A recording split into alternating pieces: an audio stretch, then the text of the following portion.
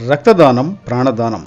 ప్రతి ఒక్కరూ రక్తదానం చేసి ప్రాణదాతలుగా నిలవాలని బొబ్బిలి ఎమ్మెల్యే సెమ్మంగి వెంకటచిన అప్పలనాయుడు గారు సూచించారు. గురువారం బొబ్బిలిపట్నంలో గల సామాజిక ఆరోగ్య కేంద్రంలో ఏర్పాటు చేసిన స్వచ్ఛంద రక్తదాన శిబిరాన్ని ఆయన ప్రారంభించారు.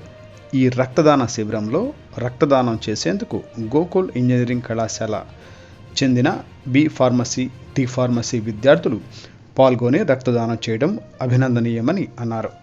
ఈ సందర్భంగా ఆయన మాట్లాడుతూ, మీరు చేసే రక్తదానం ఎందరికో ప్రాణదానమని ఆయన పేర్కొన్నారు. గర్భిణీ స్త్రీలకు, ప్రమాదాలకు గురైన వారికి, వివిధ వ్యాధిగ్రస్తులకు మీరు దానం చేసే రక్తం ఎంతగానో ఉపయోగపడుతుందని అన్నారు.